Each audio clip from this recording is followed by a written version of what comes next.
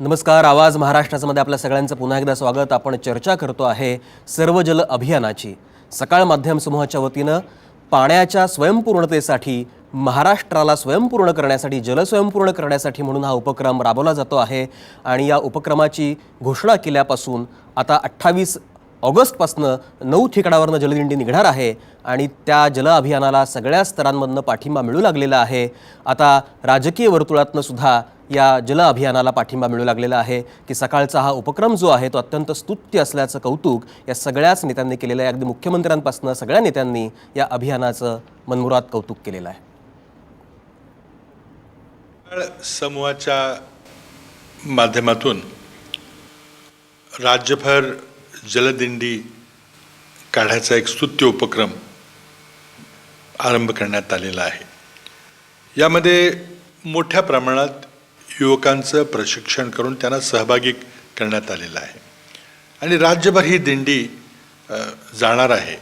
आणि महाराष्ट्रातल्या पाण्याविषयीच्या समस्या, महाराष्ट्राला दुष्काळमुक्त करण्याकरता उपाययोजना, ह्या ज्या कार्यशाळा झाल्या त्यातून पुढे आलेले उपाय, कुठला उपाय कुठल्या भागामध्ये कसा लागू करता येईल याबद्दल शासनाला करण्यात येणाऱ्या सूचना, ही सर्व जलदिंडी संपल्यानंतर हा एक अतिशय स्तुत्य उपक्रम सकाळ समूहानं सुरू केलेला आहे. त्याला माझ्या हार्दिक शुभेच्छा देतो.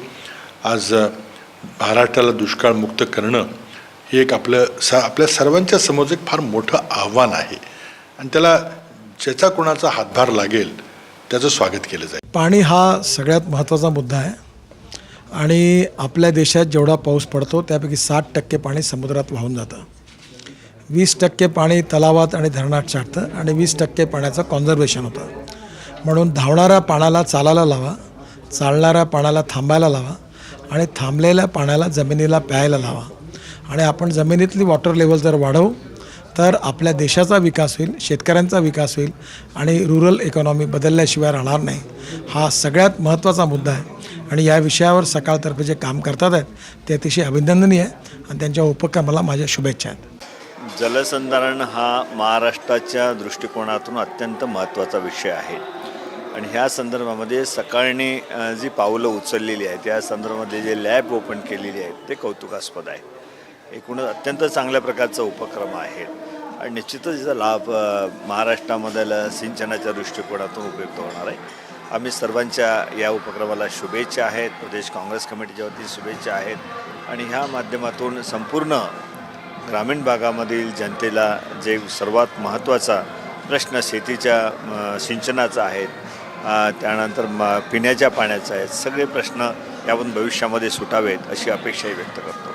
वॉटर लॅबच्या माध्यमातून सकाळ समूहानं जलसंधारणाच्या बाबतीमध्ये आणि जलक्रांतीच्या बाबतीमध्ये जो उपक्रम राबवला अत्यंत स्तुत्य आहे.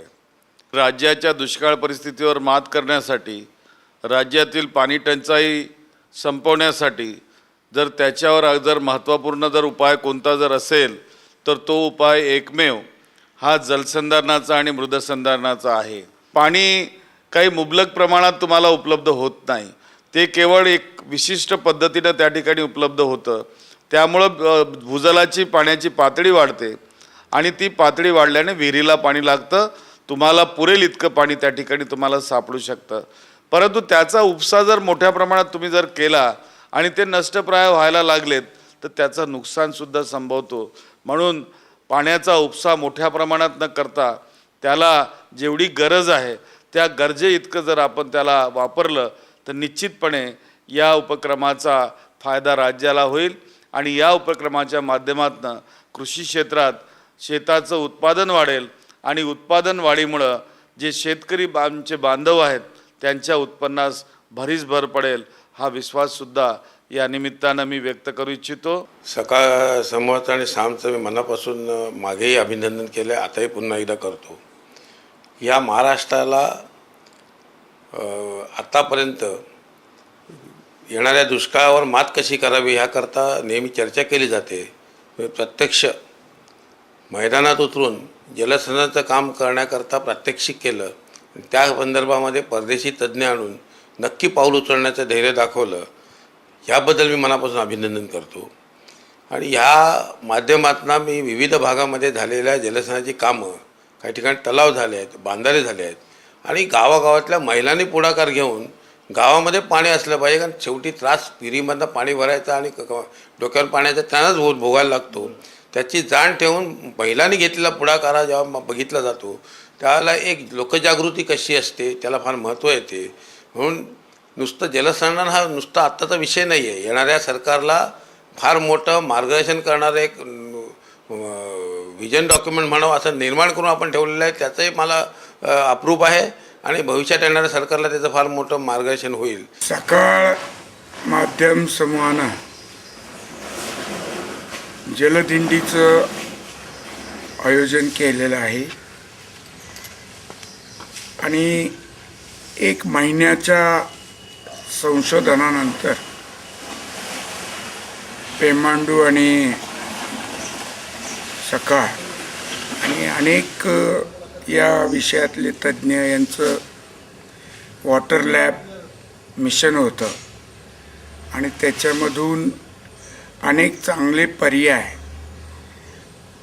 जलस्रोतांचं बळकटीकरण करणं, पाण्याचा वापर करताना त्याची नासधूस होऊ नये,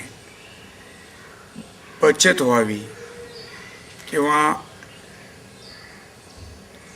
संपूर्णच महाराष्ट्र जल स्वयंपूर्ण व्हावा या दृष्टीनं अनेक उपाययोजना त्यांनी सुचवलेल्या आहेत आणि त्या आता या जलदिंडीच्या निमित्तानं जनजागरणाचा कार्यक्रम हा हाती घेतलेला आहे आणि याचा निश्चितच राज्यातील जनतेला फायदा झाल्याशिवाय राहणार नाही. लोकांची मानसिकता पाण्याच्या बाबतीतली ही त्याच्यामध्ये जागरण, जनजागृती करण्याचं काम या जलदिंडीच्या माध्यमातून होणार आहे आणि त्या सर्व उपक्रमाला माझ्या मनापासून शुभेच्छा. तर आपण पाहिलं की सकाळ माध्यम समूहाच्या वतीनं जे हे सर्व जल अभियान आता राबवलं जातं आहे, या संदर्भामध्ये समाजातल्या सगळ्याच स्तरामध्ये मोठी उत्सुकता आहे आणि प्रत्येकजण या अभियानामध्ये सहभागी व्हायला उत्सुक आहे. राजकीय नेत्यांनी सुद्धा या उपक्रमाचं, या अभियानाचं भरभरून असं कौतुक केलेलं आहे. याच अनुषंगानं आता चर्चा करण्यासाठी औरंगाबादमधनं आपल्यासोबत असणार आहेत प्रदीप पुरंदरे. प्रदीप पुरंदरे हे वाल्मी संस्थेचे सहयोगी प्राध्यापक, निवृत्त सहयोगी प्राध्यापक आहेत आणि जलतज्ज्ञ आहेत आणि या सगळ्या अभियानाशी सकाळ माध्यम समूहाच्या वतीनं जे पाण्याच्या संदर्भामध्ये काम केलं जात आहे या सगळ्याशी प्रदीप पुरंदरे हे अगदी जवळून परिचित आहेत. त्यांच्याशी आपण आता या संदर्भामध्ये बोलणार आहोत. पुरंदरे सर, या कार्यक्रमात आपलं स्वागत. आपण चर्चा करतोय सर्वजल अभियानाची.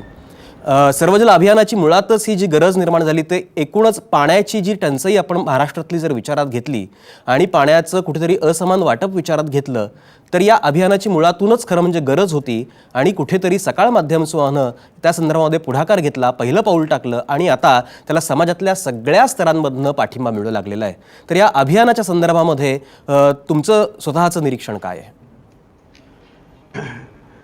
2 वृत्तपत्र सकाळ आणि ॲग्रोवन यांनी पाण्याच्या बाबतीमध्ये किती मोठ्या प्रमाणावरती जागरूकता निर्माण करता येऊ शकते ह्याचं एक चांगलं उदाहरण समाजापुढे ठेवलेलं आहे.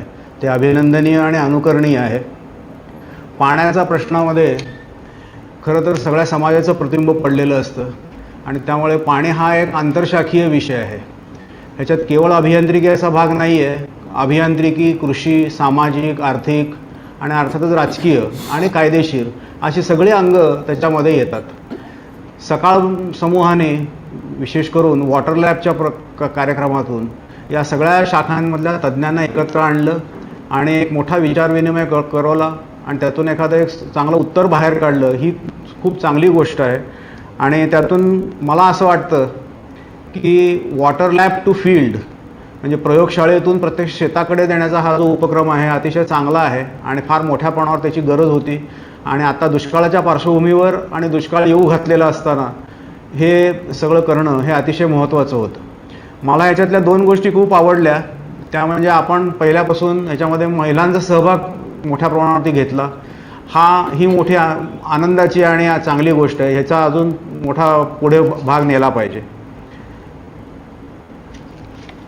बरोबर आहे अगदी की महिलांचा सहभाग तर अपेक्षित आहेच आहे, कारण पाणी म्हटल्यानंतर सगळ्यात पहिली गरज जी असते ते म्हणजे या पाण्याशी संबंधित विचार जर केला आपण तर सगळ्यांनाच पाणी मुळातच जीवन आहे.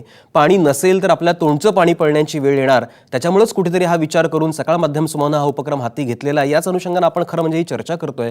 एकूणच सकाळ माध्यम समूहानं ज्या या सगळ्या गोष्टी केल्यात ते आपण जर पद्धतशीरपणे जर बघितलं तर सगळ्यात पहिल्यांदा 9 मार्च 2013ला पाणी प्रश्नांशी एक अशी सखोल मांडणी करणारी एक पुरवणी सकाळनं प्रसिद्ध केलेली होती. त्याच्यानंतर 20 एप्रिल 2013 मध्ये सुद्धा ॲग्रोवनच्या वर्धापन दिनाला मुंबईत जो पाणी परिषदेचा कार्यक्रम झालेला होता त्यातही या मुद्द्याला हात घातलेला होता आणि तिथून या संपूर्ण प्रश्नाची एक सखोल अशी आणि अभ्यासपूर्ण मांडणी करायला सुरुवात झालेली होती. आणि याच अनुषंगानं त्यातलंच एक पुढचं पाऊल म्हणून आपण सर्वजल अभियान राबवत आहोत आणि दुष्काळ मुक्तीसाठी सकाळ माध्यम समूहानं हाती घेतलेल्या सर्वजल अभियानाला त्यामुळेच आता राज्यभरातनं पाठिंबा वाढू लागलेला आहे. या अभियानाचं मावळचे खासदार श्रीरंग बारणे यांनी सुद्धा अभिनंदन केलंय आणि त्याचबरोबर पिंपरीतल्या नागरिकांनी सुद्धा या उपक्रमाला पाठिंबा दर्शवलेला आहे. खरं तर राज्याच्या अनेक भागामध्ये आज दुष्काळ परिस्थिती आहे आणि या शहरामध्ये देखील गेल्या काही दिवसामध्ये पवना धरणातून पाणी साठा कमी झाल्यानं दुष्काळाची परिस्थिती निर्माण झाली होती. भविष्यामध्ये असे प्रसंग ओढू नये त्या दृष्टिकोनातून प्रत्येक नागरिकांचं कर्तव्य होतं. त्या कर्तव्याची जाणीव करून देण्यासाठी सकाळ वृत्तसमूहाने जो उपक्रम चालू केलेला आहे त्याला मनस्वी धन्यवाद देतो. खरं तर हे प्रत्येक नागरिकाचं कर्तव्यच आहे की आपण प्रत्येकाने जे पाणी वापरतो हे वापरताना आपण दुसऱ्याचा विचार करायला पाहिजे आणि ते पाणी जर आपण आपल्यासाठी जर कमी वापरलं तर ते दुसऱ्यांना मिळेल ज्यांना पाण्याची आज गरज आहे. तर हे सगळं जाणीव करताना नेहमी समाजामध्ये कोणीतरी हा पुढाकार घ्यावा लागतो. तसा सकाळ समूहाने प्रत्येक विषयात पुढाकार घेतला आहे. ही जी पर्यावरणातला बदल आहे त्याची नोंद घेऊन सकाळनं हा जो प्रत्येक पाण्याचा थेंब वाचवा ह्यासाठी उपक्रम सुरू केलेला आहे आणि त्यासाठी जी जलदिंडी काढलेली आहे त्या जलदिंडीला सर्वांनी 28 तारखेला भक्तिशक्ती येथे हजर राहावं असं आवाहन करण्यासाठीच घोळवे साहेब इथं आलेले आहेत. सकाळने राबवलेला अतिशय सुंदर उपक्रम आहे. ह्या जलदिंडीमुळे माणसातील माणूस जागा होईल आणि प्रत्येक व्यक्ती ही जागी झाल्यानंतर आपल्या मुलांना शिक्षण देता येतं, आपल्या मुलांना चांगली वस्त्र देता येतात, आपल्या मुलांना चांगले संस्कार देता येतात, चांगले आचार विचार विकत देता येतात. पण प्रत्येक व्यक्तीने लक्षात ठेवलं पाहिजे पाणी विकत घेण्यासारखी गोष्ट नाही, ती निसर्गाने दिलेली देणगी आहे आणि ती जर जपली नाही तर आज आम्ही जे शिक्षण दिलं, जे संस्कार दिले, जे आचार दिले, विचार दिले ते कुठेही फळाफुलाला येणार नाही. तर प्रत्येक व्यक्तीने पाण्याचा थेंब वाचवणं आणि आपल्या संस्कार संस्कृतीतून मुलांपर्यंत पोहोचवणं अत्यंत गरजेचं आहे. जलदिंडी हा जो उपक्रम सकाळने राबवला आहे त्याच्याबद्दल प्रथमतः मी संपूर्ण माझ्या पिंपरी चिंचवड महानगरपालिकेतील समस्त महिलांकडून मी त्यांचं स्वागत करते. कारण जलदिंडी हा विषय हा सगळ्यात जास्ती पाण्याचा जो विषय असतो हा सर्वात जास्ती महिलेच्या जिव्हाळ्याचा विषय असतो.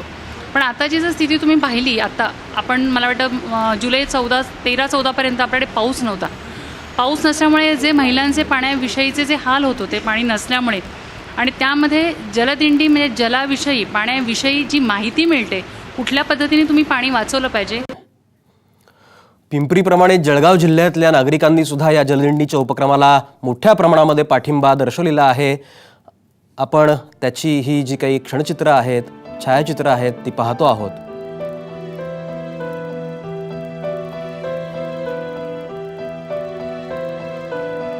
पाणी बचत करण्यासाठी हा उपक्रम निश्चितच मदत करणारा ठरेल असा विश्वास गावकऱ्यांनी व्यक्त केलेला आहे आणि जळगावच्या सकाळ कार्यालयामध्ये सुद्धा या संदर्भातली एक बैठक झालेली होती. वेगवेगळ्या क्षेत्रातले नागरिक, महिला या बैठकीला उपस्थित होते आणि त्यांनी जलबचतीच्या संदर्भामध्ये आणि सर्वजल अभियानाच्या संदर्भामध्ये शपथही घेतलेली आहे. विद्यार्थ्यांनी सुद्धा शपथ घेतलेली आहे.